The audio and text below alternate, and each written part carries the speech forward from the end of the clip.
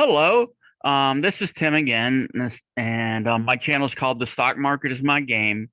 Before I get started, I just want to make sure I'm not a financial advisor or I'm not giving you advice. I'm just giving you my thoughts on things that I found and different ideas. So, what I was going to cover today is I I I I'm going to talk about covered calls um, and a mistake I had made. If you recover from a previous one of my previous things, a covered call is when you buy 100 shares of stock, and then you basically call short the stock. So basically, you're hedging it. You just don't want it to go up this high, okay? So, um, and then recently, what happened is CC CCIV got a merger or whatever it was with Lucid Motors today. I guess it was this week sometime. So the situation I had, let me show you this here.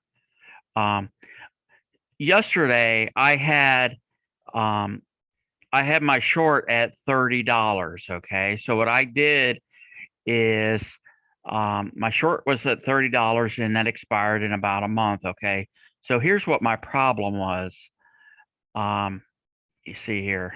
Let me pull this up here. Ooh. So this is a little spreadsheet I keep. And you can see that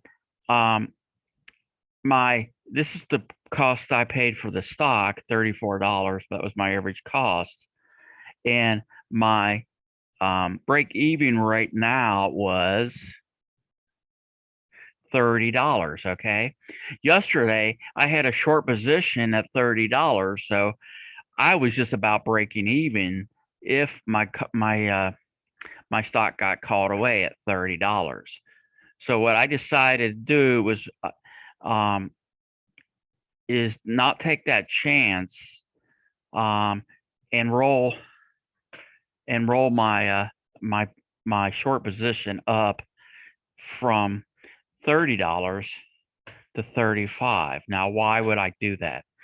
I may not get as much premium if I rolled it at the same strike, but I would have got another $5 or $500 if the stock gets called away at me at $35.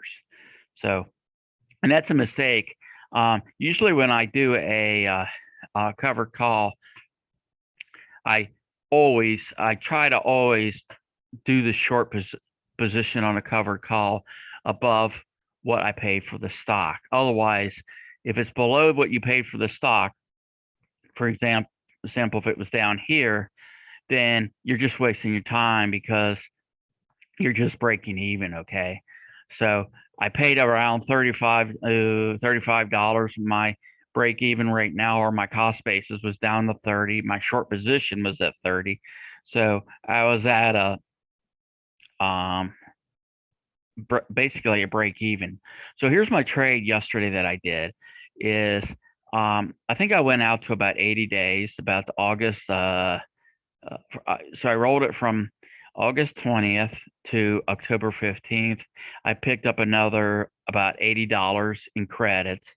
But the big thing is I rolled my position up. And so if it does get called away, I get $500 profit. So here's what I expected. And what happened is I also got Thinkorswim pulled up here. And you can see that so the CCIV got, now the symbol is LICID, and that's in the news. Everybody knows that. So there's no history on this unless you go to CCIV. But a couple months ago, CCIV was like $35, $50, and it dropped. So it was getting kind of high there around $30. So I didn't want to take the chance. So I rolled it up to 35. So what did that do for me? It also lowered my cost basis by about another $80 right here, 82 cents. So here's all my my credits. You can see on this position here. So again, my break even right now is $30. Premium received $4.92, $4.92 per stock. The capital is requiring is about $3,400, and my return on capital right now is about 14%. So what that means is if it gets called away at 35%, at I'm sorry, at $35, I would made 15% on that for and I bought that stock January, February. So that's just my thoughts on that. I thought I'd do a quick video. Again, that's something I normally don't do. For whatever reason, I wasn't thinking when I put that 30 in. I was probably a little bit more greedy, and I thought, oh, I want to get that premium. And as you can see, the premium wasn't very high there. It was only 25 cents when I rolled it. So, but that's one thing you want to watch is if it starts to hit your strike, you might want to think about rolling it up, especially if your cost basis is a little